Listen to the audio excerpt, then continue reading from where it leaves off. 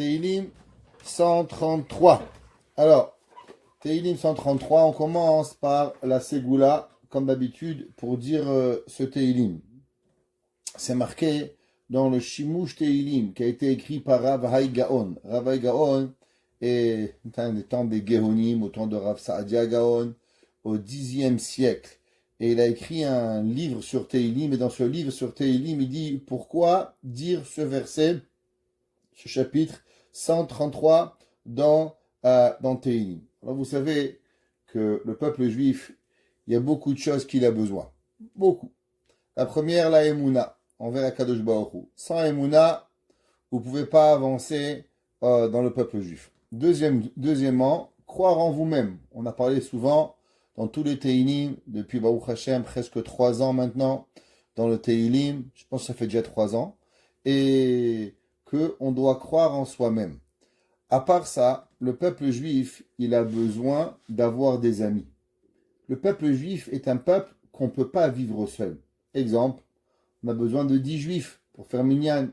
On a besoin d'un Kohen. On a besoin d'un Lévi. On a besoin d'un roi. On a besoin d'un homme. On a besoin d'une femme. Là, on a besoin d'un converti. Le peuple juif, il est dans l'impossibilité de vivre tout seul. Si vous voulez être un bon juif, vous devez avoir un ami. Kaneh lecha chaver. Achète-toi un ami. Tu as besoin d'avoir un rabbin. Aseh lecha rav. Et tu as besoin de vivre en société. Seulement la société, c'est un besoin, c'est une nécessité, mais c'est quelque chose qui est très difficile. Pourquoi ? Parce qu'à partir du moment où on a besoin de quelqu'un, alors il y a toujours une ambiguïté, à savoir, est-ce que je me fais abuser ? Est-ce que j'abuse ? Est-ce que je suis gentil ?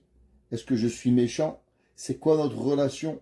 Est-ce que notre relation d'amitié, elle est basée sur un intérêt ? Elle est basée sans intérêt. Et automatiquement, ça commence à apporter des conflits. Mais pourtant, on est dans l'obligation d'avoir des amis. L'homme, il ne peut pas vivre sans des amis. Prenez par exemple, Dieu préserve. Quelqu'un, il perd son père, il perd sa mère, il perd ses frères, il perd sa sœur, Dieu préserve. L'or à nouveau Kolam au Israël, il deviendrait fou s'il n'y a pas des gens qui viendraient donner les condoléances. Monsieur Untel, Madame Atem, Amakom Enachem Etchem, Sharatzia Veushalayim, Nachem Tenuchamu. Il n'a même pas le droit de manger. D'après la halakha, la première repas après un deuil, Dieu préserve, il ne peut pas manger. On doit lui apporter à manger. L'inverse, au moment d'une simcha, Brit Mila, un homme il a besoin d'avoir un minyan, un mariage, 10 personnes pour minimum, pour pouvoir fêter son mariage avec lui. Il ne peut pas faire un mariage s'il n'y a pas 10 personnes. Donc on est dans une société où on est dans l'obligation d'avoir des amis pour pouvoir y arriver. Vous savez, quelqu'un qui m'a appelé ce matin et il m'a dit que demain, c'est la machala de son père. Bon, son père, il est enterré à Dorval, à Dollard des Ormeaux, pardon, et il n'a pas de minyan. Il m'a demandé est-ce que je peux venir, est-ce que je peux lui trouver un minyan. Alors je lui ai posé la première question, où est-ce que vous priez tous les jours ? Il m'a dit, quel est le rapport, monsieur le rabbin ? Je dis, parce que généralement, quand on va à la synagogue tous les jours, alors on va à Shacharit, alors on a un groupe d'amis, alors quand elle vient, la nacha de son papa, les gens avec qui on vient, alors ils vont venir pour nous.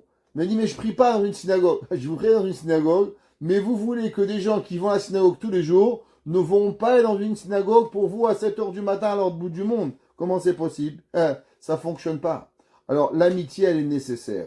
Mais, malheureusement, les amitiés sont aussi la source d'énormément de conflits. Et on doit prier à Kadosh Baruch Hu d'avoir des amis et d'avoir de bons amis pour pouvoir vivre. Alors, il dit, le Shimush Teilim de Rav Hai Gaon, Hamargil et atzmo be'amirat mizmorze. Celui qui s'habitue à lire ces versets, chapitre 133, l'homme, faut qu'il apprenne par cœur. Il faut connaître, c'est pas très long, 3 versets. Il faut le chapitre 133 de le connaître par cœur. Izke les dibou kraverim. Il va mériter d'avoir des amis. Velo tipasek ahavat oavav. Et non seulement il va avoir des amis, mais il va avoir aussi que ses amis vont lui rester fidèles. Un homme, il doit connaître le chapitre de Teilim 133 Shir Hamalot David, Ine Matov Umanaim, Shevet, Achim, Gam Yachad. L'homme, il doit le connaître par cœur pour qu'il a des amis et que ses amis, ils restent avec lui. Il y a des gens, les amitiés, c'est passager. Ils n'arrivent pas à garder une amitié. Nous, on doit avoir des amis, on doit garder les amis et on doit fidéliser nos amis. Et la Mishnah Pirkei Avot a dit, Kane lecha chaver, achète-toi des amis. Et des fois, on voudrait bien les acheter, mais on ne peut pas. Alors, on doit prier à Kadosh Baruch Hu d'avoir des amis et de bons amis pour pouvoir avancer. Tout le Talmud, il est basé sur des amitiés. Shammai et Hillel, Rav et Shmuel, Abaye et Rava, Rabbi Yochanan, Rish Lakish, tous les Rishonim, Rashi, Tosfot, Rambam, Ramban, Rambam, Raived. Toute la Torah, elle est basée sur un débat. Pour pouvoir débattre, il faut aimer l'autre. Sinon, on n'y arrive pas. Un homme et une femme sont deux amis avant tout. Si on n'a pas des amis, alors automatiquement, on ne pourra pas avancer pour pouvoir y arriver. Donc ça, c'est le Teilim, mesdames et messieurs, pour pouvoir avoir une amitié et une bonne amitié. Je raconterai juste une histoire à propos de l'amitié. On raconte qu'il y avait un jour un père, il avait un fils. Et ce fils, toute la journée, le père lui demande où tu vas. Je vais voir mon ami David, je vais voir mon ami Jean-Jacques, mon ami William, mon ami Fernand, mon ami Yitzhak. Le père lui dit, toi tu as beaucoup d'amis, hein. Il dit, ouais papa, moi j'ai des tonnes d'amis. Moi ma vie elle a plein d'amis. Il dit, c'est bizarre, moi j'ai que un ami et demi. Un et demi ami. Il dit, qu'est-ce que ça veut dire un et demi ami? Il dit, regarde, on va faire une expérience. Ce soir, je vais te prendre un poulet, je vais tuer un poulet, je vais te couvrir de sang, et tu vas aller voir ton ami, et tu vas lui dire que tu as tué quelqu'un. Et on va lui demander qu'il va te protéger. Il dit, papa, tu crois, moi, n'importe quel ami va me sortir. Top. Alors le père, il prend un poulet, il le tue, il lui met plein de sang sur les habits, sur le visage, sur les mains. Il va chez son premier ami, il n'ouvre pas la porte. Le meilleur ami, 3 heures du matin, s'il te plaît, qu'est-ce qu'il y a? J'ai tué quelqu'un. Il dit, vite, vite, va-t'en. Je ne peux même pas t'ouvrir la porte. J'ai peur que la police elle m'arrête. Va-t'en. Le fils, il rentre chez le père, il dit, papa, mes amis, il n'y a pas un qui m'a ouvert la porte. Il dit, moi, je vais t'envoyer chez mon demi-ami. Alors, il lui fait pareil, et il y va à telle adresse. Il va à telle adresse, et là, il lui dit, oui, qui c'est? Il dit, je suis le fils de David. David, Baruch haba, rentre à la maison. Il dit, qu'est-ce qu'il y a? Il dit, voilà, j'ai tué quelqu'un. Et il dit, regarde, ce soir, tu rentres ici, dors, repose-toi, demain matin, tu partiras. Mais au moins, ce soir, tu restes ici. Le lendemain matin, il part voir son père. Il dit, papa, pourquoi il s'appelle ton demi-ami? Il devrait être ton meilleur ami. Moi, mes meilleurs amis, ils n'ont même pas ouvert la porte. Il dit, non. Un vrai ami, il va jamais te dire demain, tu pars. Et du fait qu'il t'a dit que demain, tu vas partir, alors il n'est pas un vrai ami. Il est seulement un demi-ami. Trouver une amitié, c'est quelque chose de très, très, très, très profond. Dans la Torah, c'est marqué Chavruta ou Mituta. Rabbi Yochanan, il a dit à la mort de son meilleur ami Rish Lakish, il a dit Chavruta, où on a un ami, au Mituta, où on va mourir. Il y avait des grands maîtres du Talmud qui disaient que la vie ne mérite pas d'être vécue si on n'a pas un ami. Un homme, il ne peut pas vivre sans un ami. L'amitié, c'est la chose la plus importante qu'il y a. Mais n'oubliez jamais, c'est aussi ce qui donne le plus de souffrance à l'homme. L'amitié, elle est seulement là pour pouvoir nous aider à grandir. Mais de l'autre côté, l'amitié, elle peut détruire des familles, des mauvais amis. Tous les jours, on prie Achek, éloigne-moi, mi shachenra, mi chavera, mi ainara. Je comprends pas. On n'a rien trouvé dans la prière que de prier de nous éloigner d'un mauvais ami. Ben oui. Parce que autant que l'amitié, elle est nécessaire, autant que le mauvais ami, il peut détruire. Un des grands maîtres qui a vécu au temps du Beth Yosef, il a écrit un livre qui s'appelle Ben Chamesh la Mikra. Ce livre, il a été écrit principalement sur l'éducation. Il a été écrit en l'an 1500. Ça va, c'est assez longtemps. Il y a quand même du temps qui a passé depuis. Mais en vérité, quand vous lisez ce livre, vous avez l'impression que ce livre, il parle exactement à la page pour nous. Dans ce livre, dans ce Sefer Ben Chamesh la Mikra, là-bas, il demande une question fondamentale. Vous savez, c'est marqué dans la Mishnah, Ben Chamesh la Mikra, à 5 ans on étudie le Chumash, Ben Eser les Mishnah, à 10 ans on apprend la Mishnah, la loi orale, Ben Shloshesre les mitzvot, à 13 ans on fait la bar mitzvah, à 15 ans le Talmud, à 18 ans le mariage. Dans ce livre, il ramène une question, il dit, je ne comprends pas. Un enfant, d'après la Torah, il est un adulte à part entière à l'âge de 13 ans. À l'âge de 13 ans, on est responsable de nos actions. On fait partie du minyan, si on est Kohen, on peut faire Birkat Kohanim, si Bar Minan, on a été transgressé Shabbat à l'époque du Beth Amikdash, on était puni de mort, on doit amener un korban, on a toutes les obligations et toutes les responsabilités.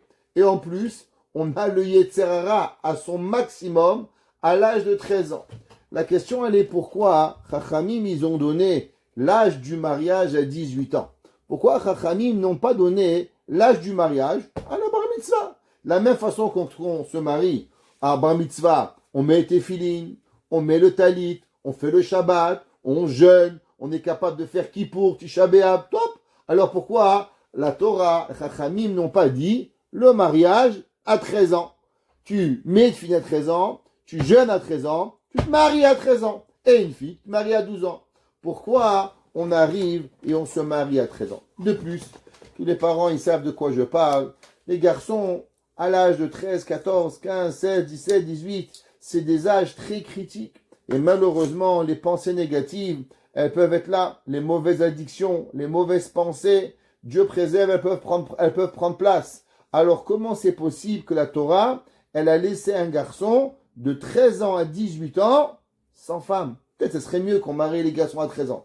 Écoutez, je ne vous ai pas dit marier des mineurs. Je pose une question philosophique. Ne dites pas demain que Rabbin Crémizy a dit qu'il faut marier les enfants à 12 ans. J'ai jamais dit ça. On réfléchit à une question philosophique. Faites attention. Vous savez, aujourd'hui, tout ce qu'on dit, il est repris, transformé, changé. Donc, on pose une question philosophique et on a le droit de demander une question. Pourquoi la Torah, elle a créé un homme qui a des pensées, qui a des actions à l'âge de 13 ans et pourtant, il ne se mariera pas seulement jusqu'à l'âge de 18 ans après toi. D'après aujourd'hui, chacun se mariera quand bon lui semble. Et mariez-vous principalement avant 20 ans. Le Rambam dit qu'un homme qui se marie avant 20 ans, alors il vivra une vie sans péché. Tandis qu'un homme qui se marie après 20 ans, alors il vivra sa vie entièrement, malheureusement, dans le péché. Il explique ce livre, Men Chamesh la Mikra, et il dit qu'en vérité, un enfant, il est capable d'arriver jusqu'à l'âge de 18 ans avec un cœur pur, une tête pure, avoir tout ce qu'il lui faut pour vivre dans la 100% de la pureté. Les parents corrects, Torah correcte, Rabbi correct, Baruch Hashem, il peut vivre dans la pureté. Vous savez qu'est-ce qui va détruire un enfant? C'est les mauvais amis. Les mauvais amis, c'est eux qui vont détruire les enfants. C'est pour ça qu'il est notre obligation de faire attention à qui nous fréquentons, qu'est-ce que nous faisons, qui notre enfant il parle, à qui notre enfant il regarde, à qui notre garçon, notre fille. Les gens ici aujourd'hui ne savent pas. Un jour j'étais dans un chiour, il y a peut-être une vingtaine d'années, et j'ai compris sans avoir compris. Il a dit, est-ce que un père, il donnerait à son fils un pistolet avec une balle pour qu'il joue à la roulette russe? Aucun père laisserait faire ça. Il dit, pourtant on donne tous un téléphone à nos enfants, et les risques d'un téléphone cellulaire, ils sont encore plus grands qu'un pistolet avec une balle à la roulette russe. Les enfants peuvent être addictés au téléphone, addictés aux jeux vidéo, addictés à tout, en oubliant les principes de vie, de kibud avahem, de brachot, d'existence, et pire de tout, d'amitié. Et la Torah nous dit à combien l'amitié, elle est importante. David Amelech, il va écrire un Teilim, un chapitre de Teilim sur l'importance de l'amitié. Vous imaginez que David Amelech, il va écrire 150 chapitres, mais il ne va pas coller 3 versets avec un autre. Il va créer un chapitre. Pourquoi? Pour nous expliquer l'importance de l'amitié. Plus que ça, ce Teilim, comme vous le savez, il était chanté tous les jours dans le Beth Amikdash, sur un des 15 escaliers. Ine matov umanaim shevet achim gam yachad. Alors d'abord, qui c'est qui a écrit ce Teilim là, et à quel moment il a été écrit ce Teilim? Alors il y a une grande discussion entre le Rashi, le Zohar, le Radak, le Malbim, à savoir de qui il parle ce Tehillim. Donc je vais traduire le Tehillim, d'abord le premier verset, et après on va aller dans les explications. Shir HaMa'alot, le chant de l'élévation, les David, à David Ameler, Hine, voici, Matov ou Manaim. Chaque fois que vous voyez le mot Hine, c'est marqué dans les commentateurs que c'est la joie. Hine, chaque fois on va dire voici, voici représente un principe de joie. Matov ou Manaim, comment il est bon, comment il est doux. Shevet Achim, l'habitation de deux frères, Gam Yachad, quand ils sont ensemble. En un mot, David Amelech, il dit, waouh, deux frères qui vivent ensemble, qu'est-ce que c'est beau. Ine Matov ou Manaim, à combien il est beau que deux frères y vivent ensemble. De qui sont les deux frères qui vivent ensemble? Alors, Rashi ramène, mais en vérité, ce que Rashi dit, c'est un Zohar. Le Zohar, il écrit la chose suivante, et je vous lis. Amar Rabbi Abba, il dit Rabbi Abba. Rabbi Abba était un contemporain de Rabbi Shimon Bar Yochai. Le Zohar a été écrit par Rabbi Shimon Bar Yochai. Alors Rabbi Shimon Bar Yochai est écrit dans le Zohar. Amar Rabbi Abba, il dit Rabbi Abba, Ashrem Israël, heureux le peuple juif, Shelo Natan Otam Akadosh Baruch Hu Legado Le Shaliach. Il dit, vous savez, on a parlé souvent que les 70 nations du monde, chacune des nations, elle a un prince, elle a un ange qui est responsable d'elle, à part le peuple juif. Le peuple juif, qui sait qui est responsable, c'est Akadosh Baruch Hu. Il dit le soir, waouh, heureux le peuple juif, que celui qui est responsable du peuple juif, c'est Akadosh Baruch Hu.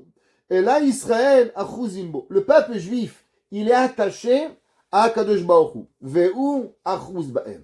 Vous savez, des fois, vous avez un enfant qui vous attrape le pied. Baba, allez, lâche-moi le pied. Il veut pas. Et des fois, votre enfant, il vous enlace et vous l'enlacez. Les deux ensemble. Il dit, le Zohar, que nous, on est attachés à Dieu et Akadosh Baruch Hu, il est attaché à nous. Nous deux, on est attachés. Au Mechaviv Utam.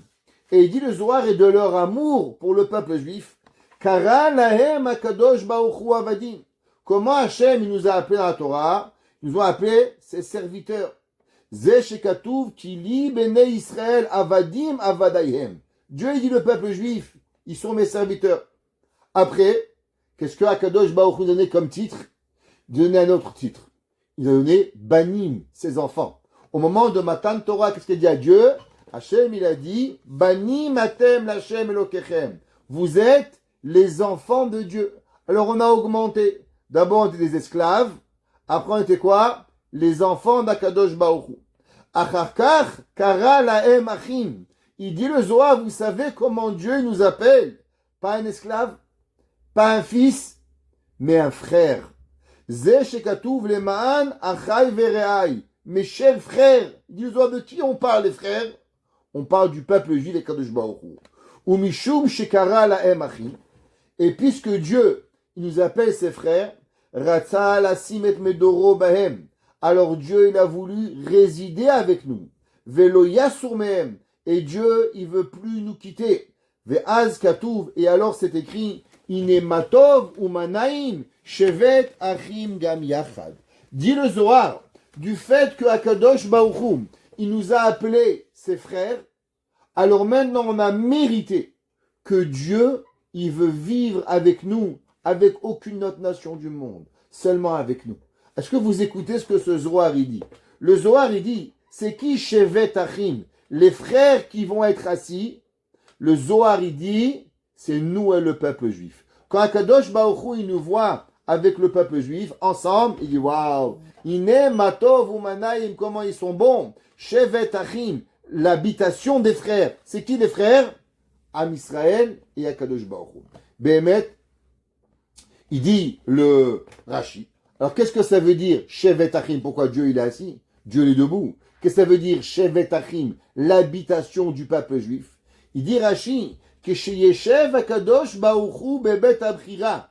Quand Dieu va résider dans le temple, dans le Bet Hamikdash, Aïm Israël, avec le peuple juif, Akiruim Achim Vereim. Qui c'est qu'on est?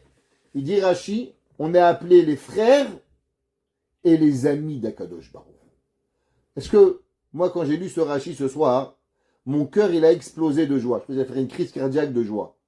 Hachem, il m'aime tellement. Hachem, il me dit que je suis son frère.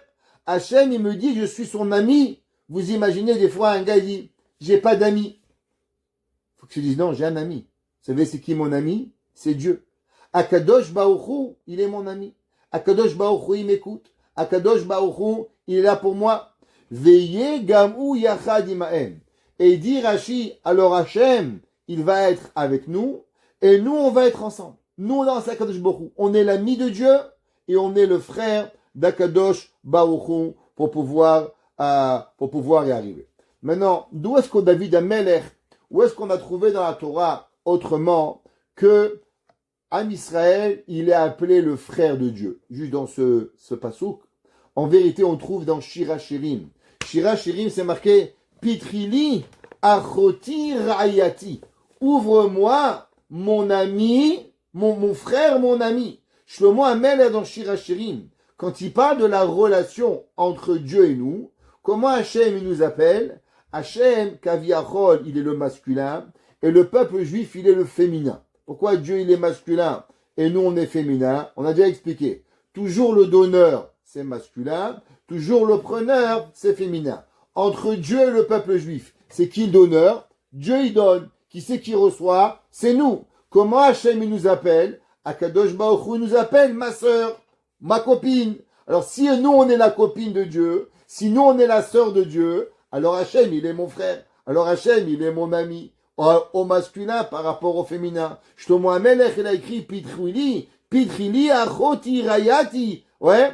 Comment Hachem il nous appelle? Ouvre-moi, ma sœur, ma copine. Akadosh Baruch Hu, c'est comme ça qu'il nous appelle. Le Metsudot, ils expliquent qu'en vérité, que c'est qui Ine Matov Umanaim Shevet Achim Gam Yachad. Alors, ça part du peuple juif. Comme quoi, il n'y a rien de plus beau, Shakadosh Baruch Hu, que quand le peuple juif, il est en harmonie. En harmonie, Shevet Achim Gam Yachad. Maintenant, je voudrais ouvrir une parenthèse sur l'harmonie. Il y avait un jour, un homme, il a dit à sa femme, il y avait des problèmes de Shalom Bayit. Alors, il y avait un homme, il a dit à sa femme, chérie, tu m'aimes? Il dit oui. Alors pourquoi tu discutes avec moi? Pourquoi tu fais pas tout ce que je veux? Réponse, c'est pas de l'amour, ça s'appelle de l'esclavage. Qu'est-ce que ça veut dire l'amour? Si l'amour c'est quoi? Si tu m'aimes, tu fais tout ce que je veux, alors pourquoi c'est pas vice-versa? T'as qu'à faire toi, qu'est-ce que moi je veux? Vous comprenez que c'est pas possible. Si un homme ou une femme demanderait à son conjoint, tu fais ce que je te dis, sinon tu m'aimes pas, alors on n'est plus dans l'amour. L'amour c'est quoi? C'est quoi la fratrie? C'est quoi l'amitié? C'est que chacun, il apprend à laisser la place à l'autre. L'homme, il doit pouvoir arriver. C'est marqué dans David Amelech, il écrit Ine Matov. Combien il est beau, ou ma naïm. Et il est bon. Qu'est-ce que ça veut dire? Il y a des relations dans la vie qui ont l'air belles, mais elles sont pas bonnes. Pourquoi? Parce que ces relations, elles sont empoisonnées. On raconte une blague chez les rabbins qu'il y avait un jour un couple qui était magnifique. Ils s'entendaient à la perfection. Ils avaient une fille.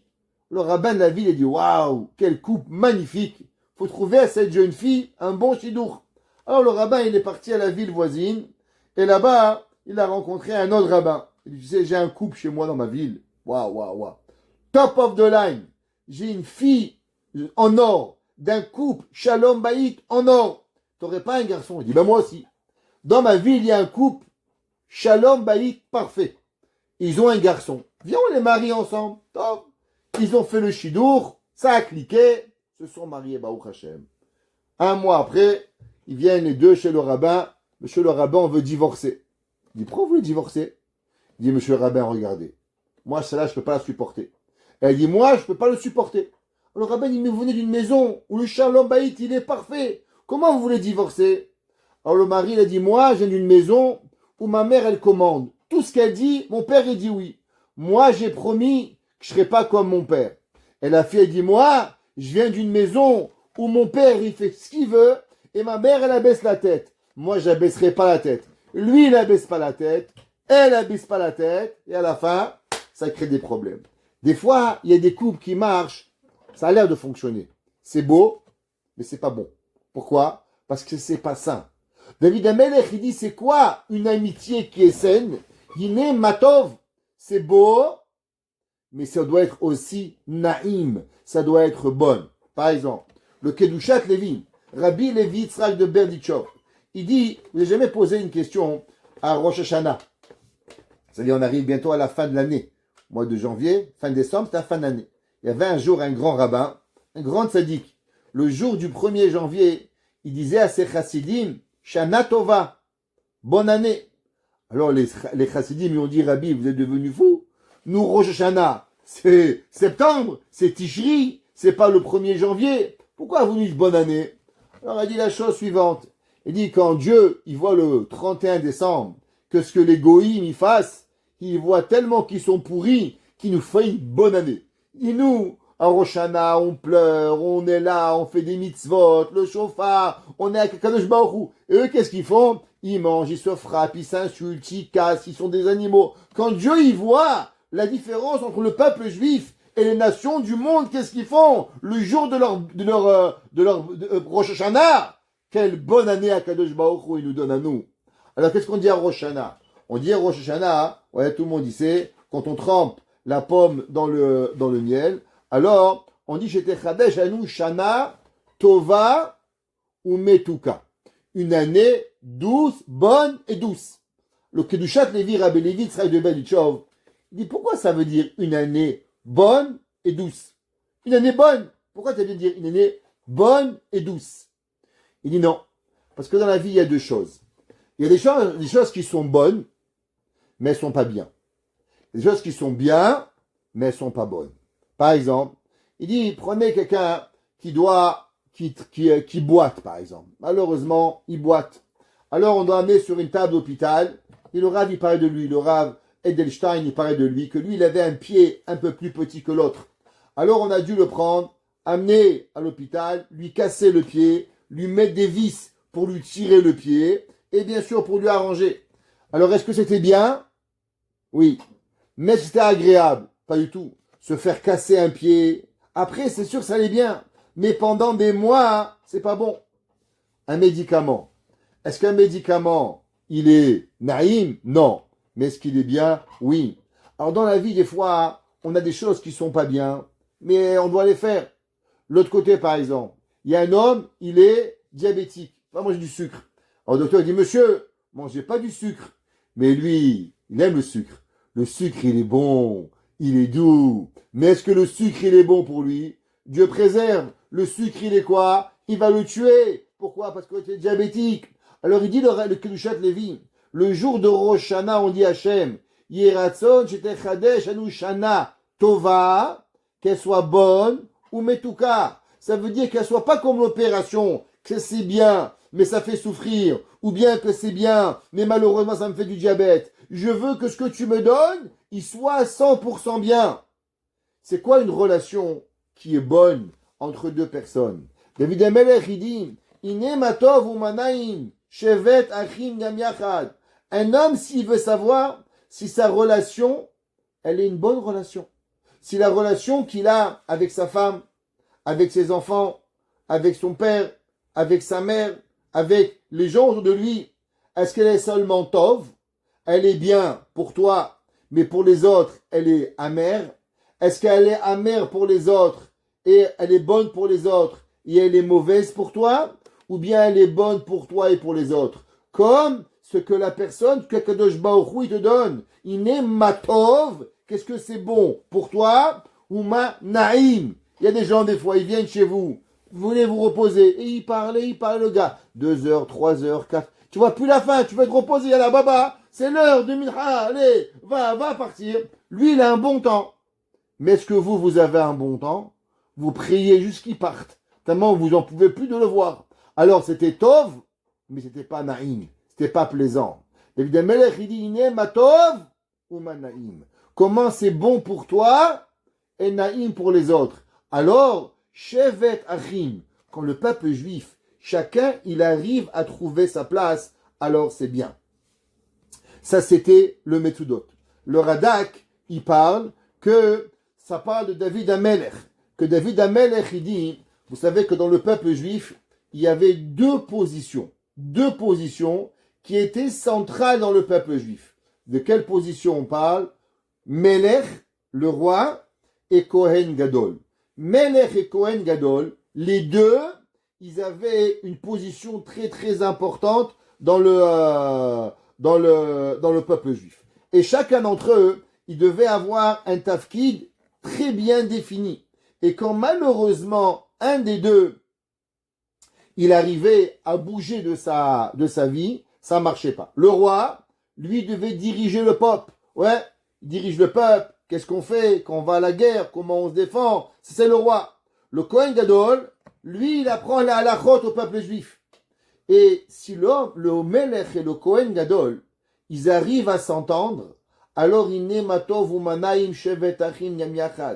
dit le Radak, sur qui David Amelech il a parlé? David Amelech il a parlé et il a prié que le roi et que le Kohen Gadol, ils arrivent à s'entendre. C'est un petit peu comme dans un couple. Un papa et une maman. Chacun des deux, il a un travail bien défini. Si un, il essaye de manger le travail de l'autre, si la maman fait le travail du papa, ou le papa fait le travail de la maman, ou le papa fait pas le travail qu'il doit faire, et que la maman doit faire le travail du papa, ou la maman fait pas son travail, et le papa fait le travail de la maman, alors on perd l'équilibre. Alors il n'y a pas manaim, matov ou manaim shevet achim gam yachad, alors on peut pas y arriver. Dans Sefer Ezra, si vous voyez, là-bas dans Ezra, Zecharia, à l'époque du deuxième temple, on va trouver souvent que les Névi'im vont parler de deux personnages. Un des deux personnages s'appelait Zerubbabel. Qui sait qui était Zerubbabel? Alors, c'est une discussion. Vous savez que le dernier roi d'Israël, il s'appelait Yehoyachin, le roi d'Israël, Yehoyachin. Et alors, est-ce que c'est son petit-fils, son arrière-petit-fils, ou ce qu'on appelle le arrière-petit-fils, 5e génération du roi David, de Yehoyachin, il s'appelait Zerubbabel. Zerubbabel, il était à l'époque avec un autre Kohen. Comment il s'appelait ce Kohen? Veyehoshua HaKohen Agadol. Alors, Zerubbabel va être celui qui va être présent à la construction du deuxième temple. On sait que Koresh, c'est lui qui va, Koresh, Darius, d'après certains, il y avait deux noms, il va reconstruire le deuxième temple. Qui sait qui va être le leader du peuple juif qui va rentrer? Il va s'appeler Zerubbabel. D'après le Talmud, dans Masechet Sanhedrin, il s'appelait aussi Nehemia. Son fils s'appelait Nehemia. Un de ses enfants, il s'appelait Meshulam. Un, il s'appelait Azaria. Il avait 8 enfants. Il a eu Zerubbabel. Et chaque fois qu'on voit dans la Torah Zerubbabel, on voit que le verset dit Veyoshua HaKohen Agadol. Pourquoi? Ils nous disent, le Radak, que la Torah veut nous apprendre que l'équilibre qu'il y avait entre Zerubbabel et Yoshua Kohen Gadol. La même façon qu'on a dit qu'on doit trouver cet équilibre entre les leaders et celui qui enseigne la Torah pour pouvoir y arriver. Juste ouvrir une parenthèse. Par la suite, on va voir que d'après certains, de qui on parle, Inematov ou Manaim Shevet Achim Gam Yachad, on parle de Moshe Rabbeinu et de Aaron. De quoi? On sait que Aaron à Kohen était plus vieux que Moshe Rabbeinu de 3 ans. Moshe Rabbeinu Aaron était plus vieux de 3 ans et demi, pour être précis. Aaron à Kohen, il est mort à l'âge de 123 ans, le Aleph de Av. Moshe Rabbeinu va mourir à l'âge de 120 ans à 7 de Hadar. Donc 3 ans et 3 mois plus grand Aaron à Kohen. Aaron à Kohen était leader du peuple juif pendant à peu près 60 ans. Pourquoi? C'est une discussion entre 40 ans ou 60 ans. Moshe Rabbeinu, vous savez qu'il a quitté l'Égypte à l'âge de 20 ans. Il va revenir à l'âge de 80 ans. Et durant ces 60 ans, qui c'est qui va prendre le leadership du peuple juif? Il y en a qui disent que pendant 20 ans, c'était Amram. Et il y en a qui disent que c'était Aaron à Kohen tout de suite. Et que pendant 60 ans, Aaron à Kohen était le leader du peuple juif. À l'âge de 83 ans, imaginez-vous, Aaron à Kohen est leader depuis au moins 40 ans. c'est lui le leader du peuple juif. Akadosh Baruch Hu, il va dire à Moshe Rabbeinu, Moshe, tu vas devenir, toi, le nouveau dirigeant du peuple juif. Qu'est-ce que vous aurez dit? Dieu, il vous demande. Ah, si Dieu, il me demande, c'est ça qu'il faut faire, non? Eh bien, Moshe Rabbeinu, il dit non. Moshe Rabbeinu, il refuse. Moshe Rabbeinu, il dit, je ne peux pas prendre le leadership parce que mon frère Aaron, ça va le blesser. Et là, tous les commentateurs, ils disent, mais je comprends pas. Tu es en train de négocier avec Dieu. Est-ce que tu comprends pas que chaque seconde que tu négocies, pendant combien de jours il va négocier Moshe Rabbeinu avec Akadosh Baruch Hu? Pendant 7 jours. 7 jours, le peuple juif, il va être en attente. Vous savez tous que le peuple était au 49e degré d'impureté.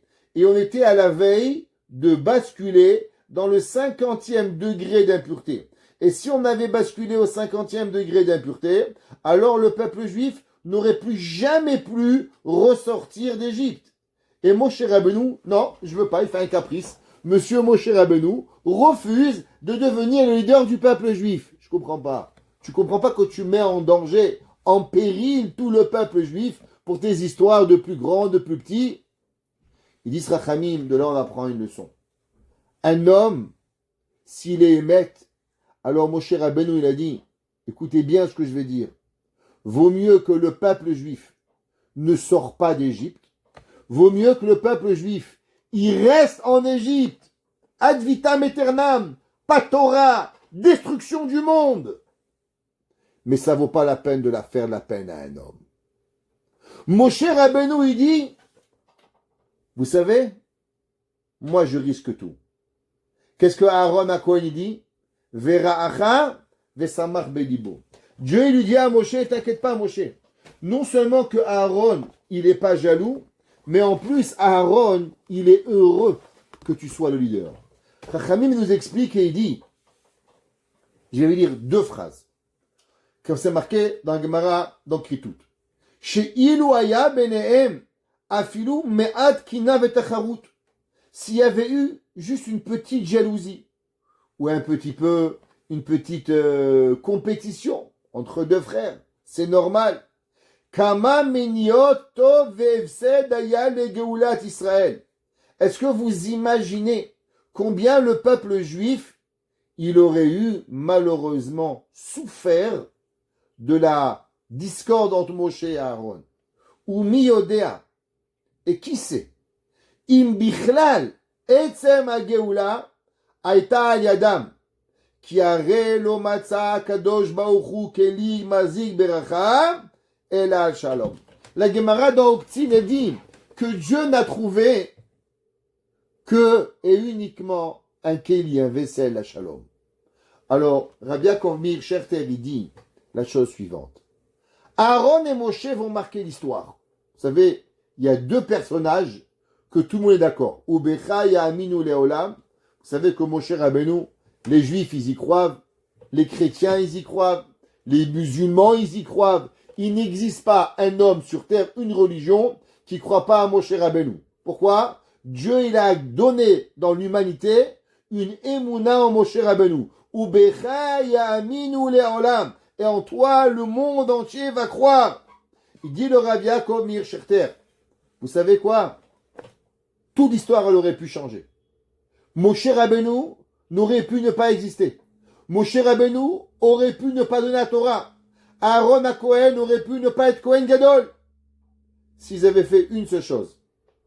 Une petite compétition entre les deux. Ve'im en ata go'alam, en achar go'alam. Ve'aya lu'itbatel kol inyan ha'geula.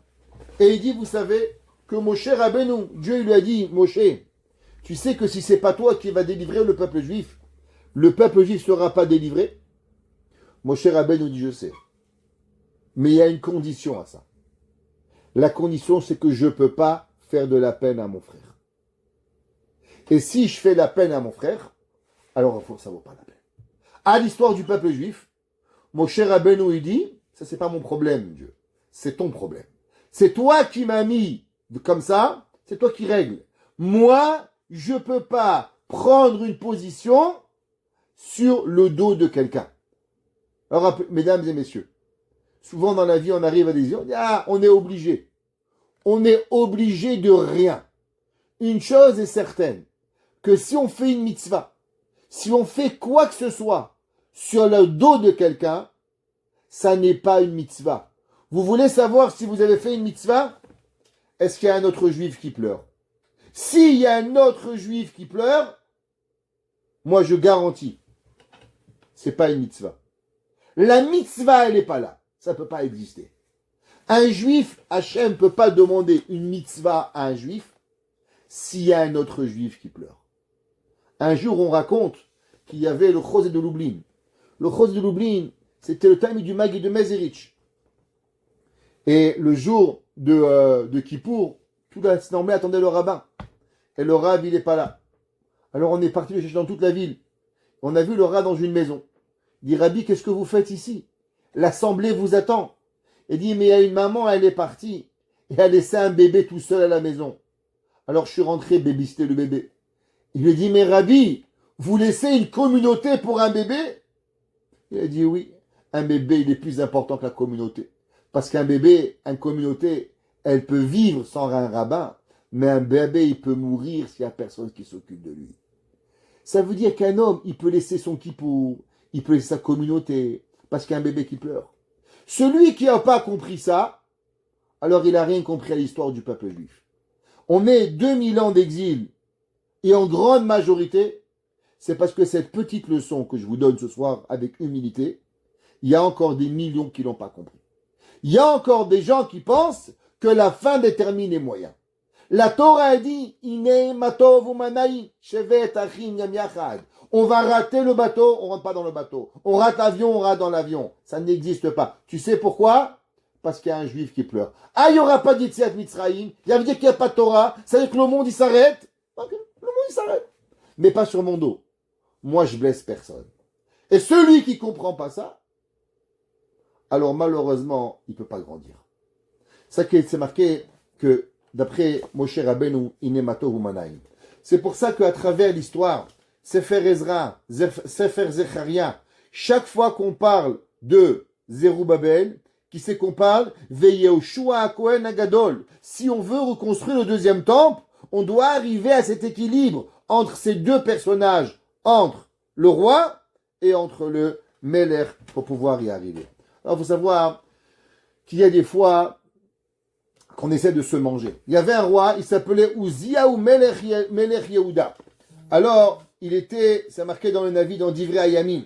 Uziyahu, il était un grand roi et il va régner pendant le peuple juif pendant 50 ans. Il faut savoir, chez le peuple juif, c'était 20 ans, 30 ans. David Amelech était roi que 40 ans. Shlomo Amelech était roi que 40 ans. Uziyahu, ou Melech Yehuda, il était, temps de Yirmiyah Navi, il va régner combien d'années? 50 années où il va être roi. Vous pourrez le voir dans Yeshayahu, c'est fait Yeshayahu, c'est marqué Bene Uziyahu Yotam Achaz Chizkiyahu. Chizkiyahu Amelech était le fils de qui? De Uziyahu qui était arrivé.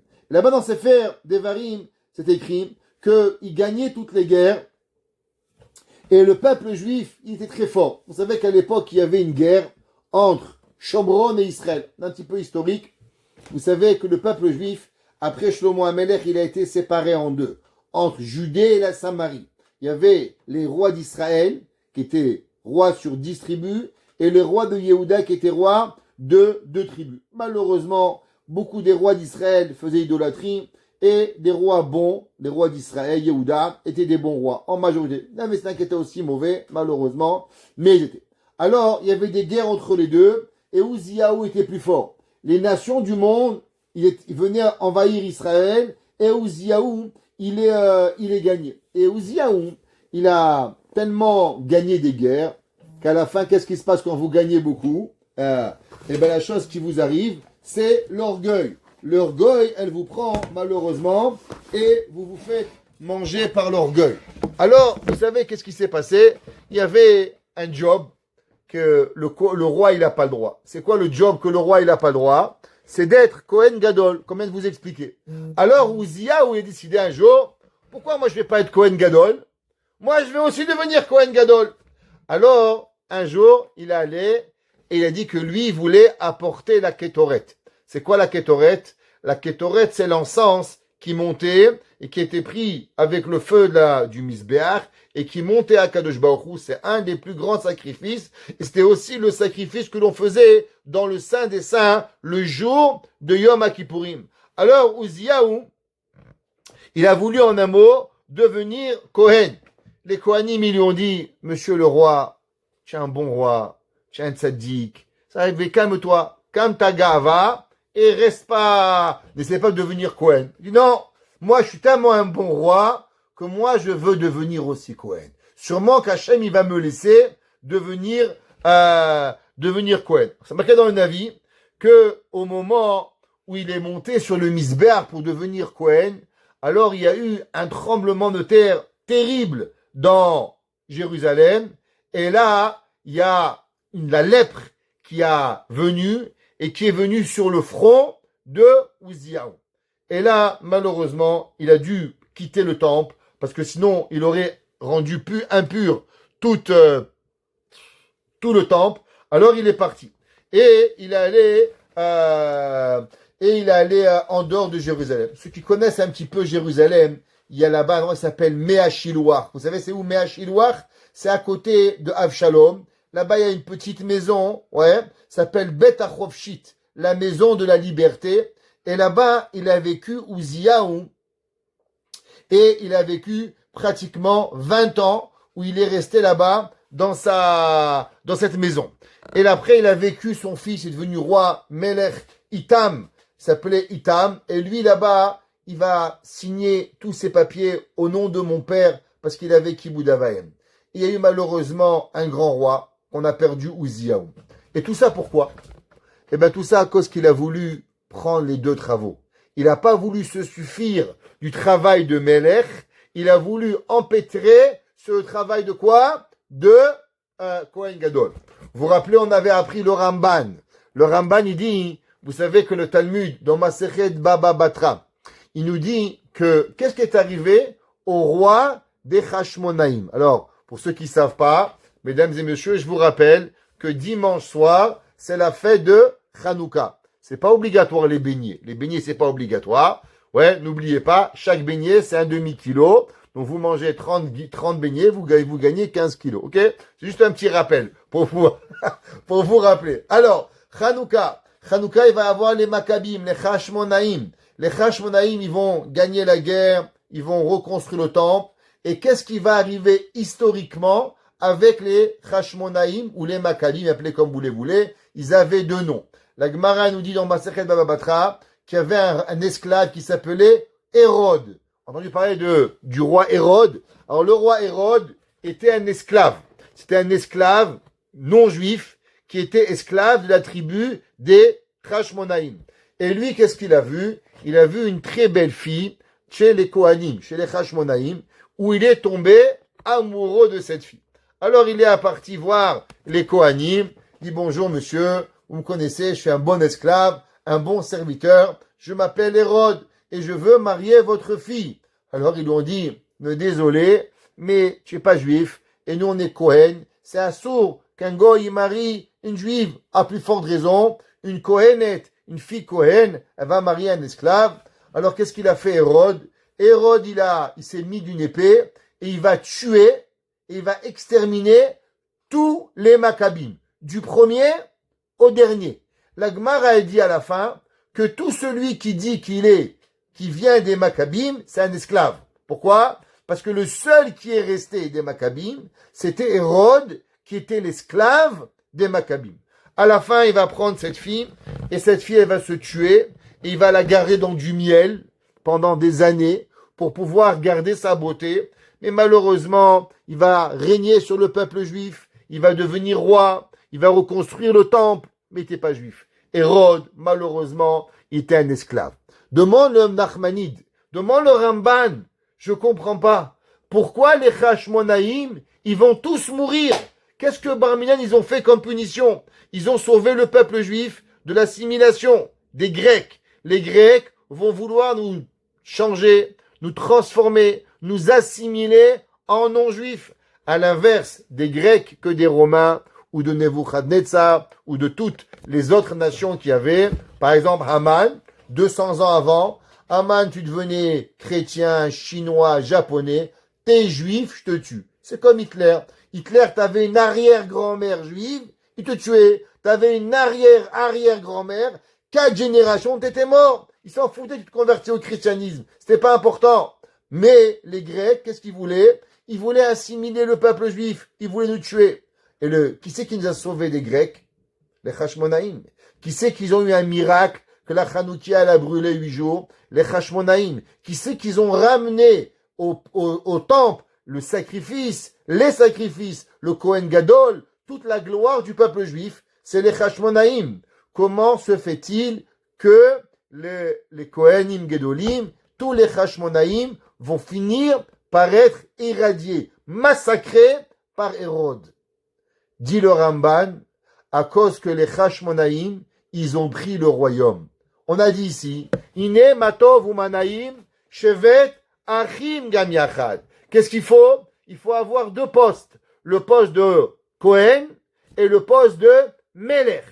Et celui qui veut prendre, si le Melech veut devenir, si le Melech devient Kohen, comme Uzziah ben Yotam, malheureusement il va être puni.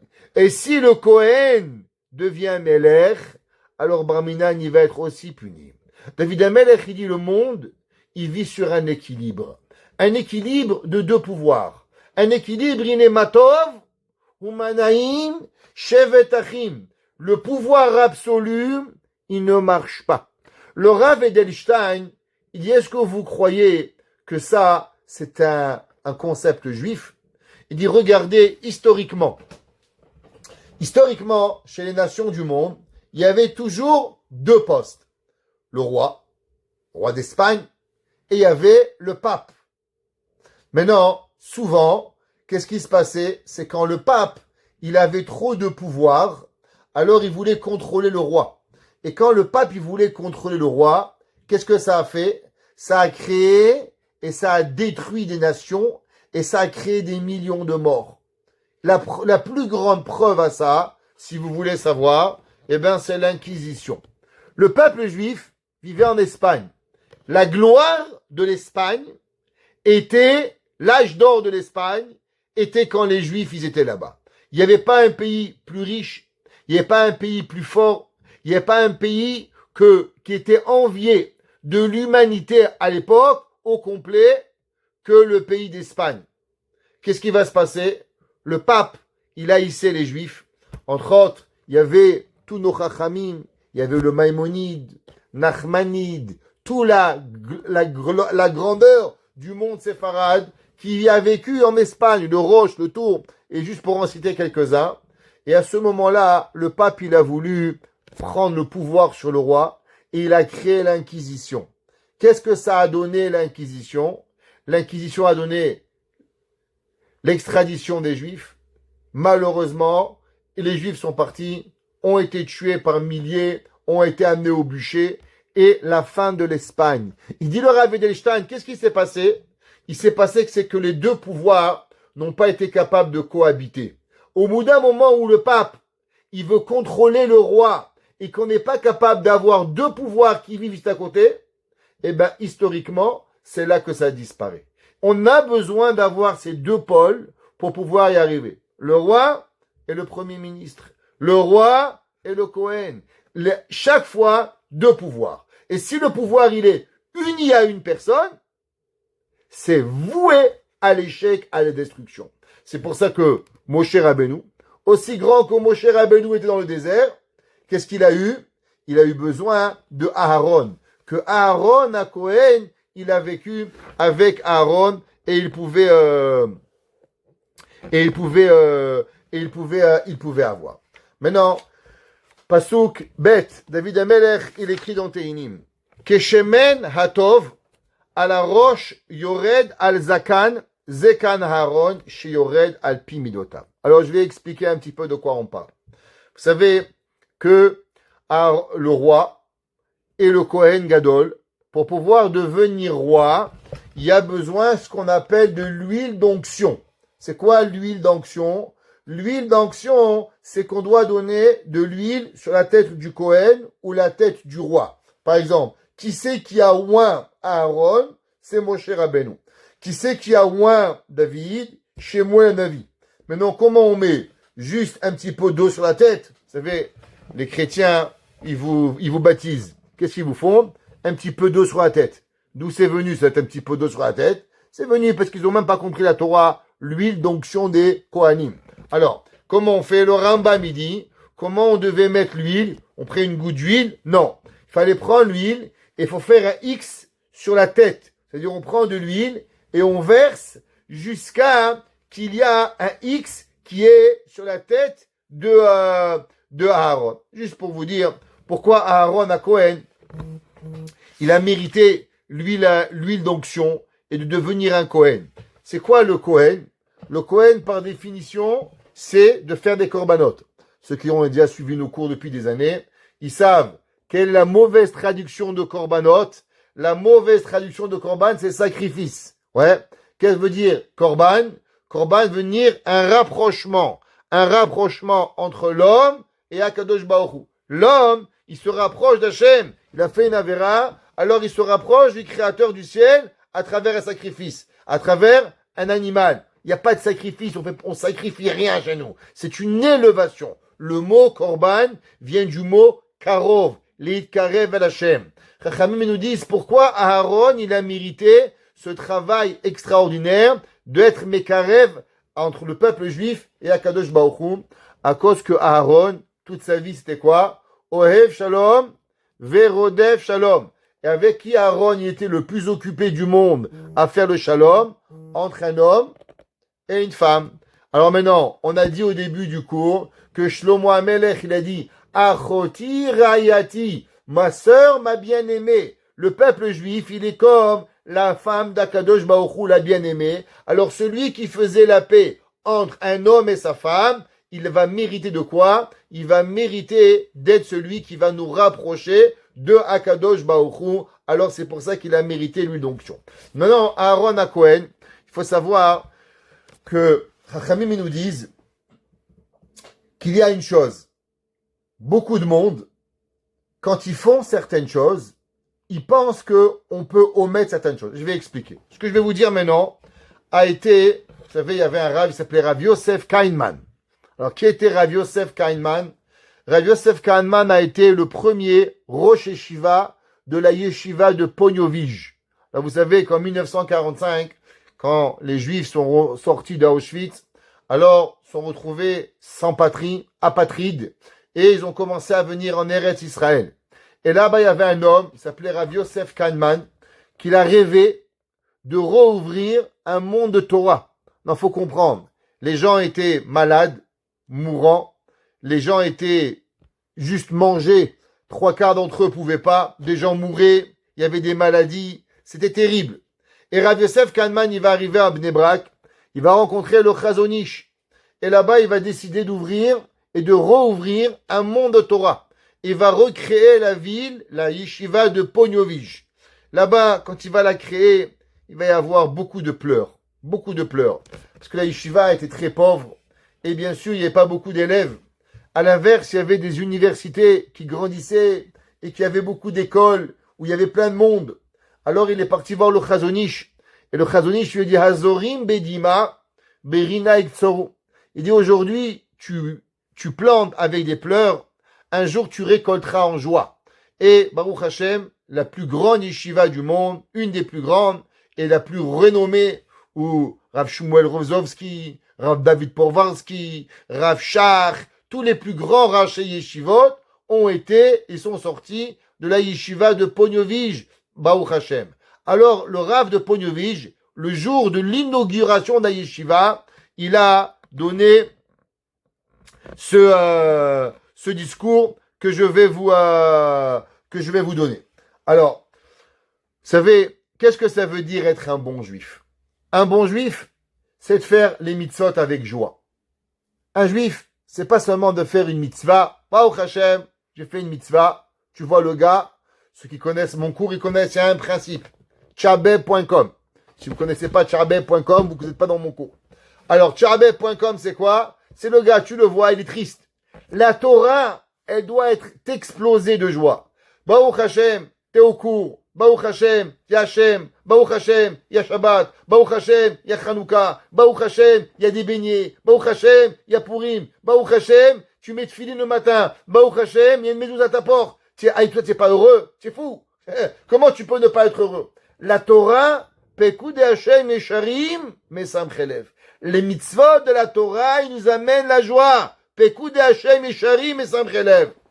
Mais non, est-ce que parce qu'un homme, il est heureux de faire des mitzvot, c'est pour ça qu'une personne doit pas faire attention aux mitzvot? Et je vais expliquer. La Gemara dit que Aaron à Cohen, quand on lui a mis l'huile d'onction, alors l'huile, elle est tombée sur sa barbe. Et quand Moshe Rabbeinu, il a mis les habits à Aaron, il devait l'habiller, alors ses mains, elles ont touché l'huile d'onction. Alors Moshe Rabbeinu, il a eu peur. Il dit, waouh, est-ce que peut-être que malheureusement, j'ai mis la main sur l'huile et j'ai profité, mais non, mes mains, elles vont bien sentir. Alors j'ai transgressé un péché. De l'autre côté, Aaron, il a dit, l'huile devait être sur ma tête. Et maintenant, l'huile, elle est sur ma barbe. Et maintenant, mon corps, il a senti l'huile d'onction. Aaron, il a eu peur. Et Moshe, il a eu peur. Hachem, il lui a dit, non, n'ayez pas peur. Ine matov umanaim, shevet achim gam yachad. Keshemen atov ala rosh yored azakan. Aaron, sheyored apimidotav. N'ayez pas peur. L'huile d'onction, elle est sur Aaron. Elle n'a rien fait. Alors, il dit, le Rav, pourquoi les deux, ils ont eu peur? Est-ce que c'est pas contradictoire d'avoir la joie et de l'autre côté, d'avoir la peur de mal faire? Il dit la chose suivante. Tsarir shetiye simcha batorah. Un homme, il doit avoir la joie de la Torah. Ou ba mitzvot. Shezochim anu lilmod Torah. Vous savez, c'est marqué d'après le Rav, le Chafetz Chaim. Le Chafetz Chaim, il dit, combien de mots on dit dans une minute? Environ 200 mots. Mais vous savez que chaque mot de la Torah, il est plus important que les 613 mitzvot. Donc maintenant, faites un calcul. 200 fois 613, ça vous donne combien? Fois 60, c'est le chiffre de mitzvot que vous faites dans un cours de Torah. 1 heure de Torah, vous avez des millions de mitzvot. Maintenant, sans compter que vous ne dites pas la shonara, sans compter que vous ne dites pas des bêtises, sans compter que vous ne regardez pas ce qu'il ne faut pas, sans compter que vous n'avez pas de mauvaises pensées, on peut arriver à des milliers de mitzvot, des millions. Et si on met le Shabbat c'est multiplié par 1000. Alors on peut arriver à des millions de mitzvot en 1 minute. La joie que c'est. V'yachad imzot, malgré tout ça, levaker et ma'aseinu. L'homme, il doit faire attention. C'est vrai que j'ai invité quelqu'un, mais est-ce que je ne l'ai pas insulté? C'est vrai que j'ai été gentil, mais est-ce que j'ai pas dit un mot qu'il faut pas? Est-ce que j'ai bien fait? J'ai fait ma tefila, mais est-ce que je l'ai fait au bon moment? J'ai fait mon birkat Amazon, mais est-ce que j'ai pas dérangé quelqu'un?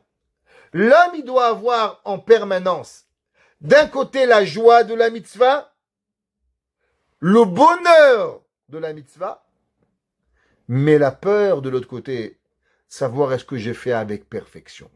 Et rien n'empêche pas l'autre. Alpi digdouke halacha ou les chaferam. L'homme, il doit se demander à chaque seconde, est-ce que ma mitzvah, elle est bien? Est-ce que ma mitzvah, elle est bonne? Est-ce que je vais bien arriver? Je peux avoir la plus belle table de Shabbat. Mais si malheureusement, j'allume les bougies 1 minute en retard, malheureusement, la plus belle table, elle est plus de Shabbat. On a transgressé Shabbat. Je peux avoir la chose, le plus beau compliment à quelqu'un, mais si je dis, mais tu sais, mais tu n'as rien dit. Je lui ai dit, mais le gamskin, il est parti avec un mais dans la tête. Tu lui as fracassé la journée. Tu as pu lui dire, t'es super, mais tu n'as rien dit. La journée, elle est morte. Tu l'as tué la journée. Pourquoi tu lui as dit mais? Il a dit le Rav de Penovige, un juif, il peut vivre dans la joie, dans la simcha, dans la volonté, mais avec toujours la volonté de devenir meilleur. Malheureusement, les nations du monde, si on est bon, on est bon. Si on est bon, on n'est pas bon, on n'est pas bon. Et il dit, David Ameler, Ketal Hermon, comme la rosée sur le mont Hermon. Le mont Hermon, c'est l'endroit le plus haut d'Eretz Israël. Chez Yored à l'Areret Sion, qui descend sur les montagnes de Sion, Kisham, Tziva Hashem et Aberacha, Chaim Ada Olam. Ça veut dire qu'un homme, il doit savoir. Il dit David Ameler, quand un homme, il regarde le mont Hermon, il voit la neige, il se dit, mais à quoi ça sert? Souvent dans la vie, on voit des choses, on ne comprend pas. Pour qui? Pourquoi? À la fin de tout, il faut savoir que tout a une raison d'être, c'est pour la sainteté de Dieu. David Amelech, il dit Ketal Hermon, la rosée sur le mont Hermon. Le mont Hermon, il y a de la neige. Alors, à quoi elle sert la rosée? Chez Yored, à la Sion. Parce qu'à la fin, elle va aller où, cette rosée? Cette rosée va descendre et va nourrir Sion. Kisham, Tziva, Shemet Abracha, Chaim Ada Olam. Là-bas, elle va vivre la bracha. Quelle bracha? Alors encore une fois, il explique le Metsudot et explique le Radak que quand l'homme il sait vivre en cohabitation, c'est quoi Hermon? Hermon, c'est une grande montagne qui est forte, qui est des neiges éternelles. Yerushalayim, elle a la sainteté. Et que un, il abreuve l'autre. La rosée de Hermon, elle arrive à Yerushalayim. Si un homme, il est grand, si un homme, il a une qualité, à quoi elle sert la qualité? La qualité que tu as, elle n'est pas seulement pour t'élever. Mais ta qualité, elle est souvent pourquoi? Pour aider le plus petit que toi. Jérusalem, par rapport à Hermon, elle est petite. Akadosh Baruch Hu, il dit, j'ai donné à Hermon la rosée. Tu sais pourquoi? Pour que tu vas abreuver les montagnes de Sion. Pourquoi? Et aberacha, kisham, tziva, Hashem et aberacha. Parce que c'est cette façon que Dieu donne la bracha à l'homme. Quand l'homme, il sait prendre une bracha, quand l'homme, il sait recevoir ce que Dieu lui donne, et à la place de le garder, qu'est-ce qu'il fait? Eh bien, il le déverse au plus petit pour lui, à Chaim Ada Olam. Ça, c'est la vie qui amène l'homme véritablement à l'éternité, de vivre et côtoyer le monde, de vivre avec chacun de nous, de savoir sa place, et ensemble, on vivra tous ensemble très bientôt, avec Akadosh Baruch Hu. הנה מה טוב ומנעים, ירושלים, שבת, אחים, גם יחד, ברוך ה' לעולם, אמן ואמן.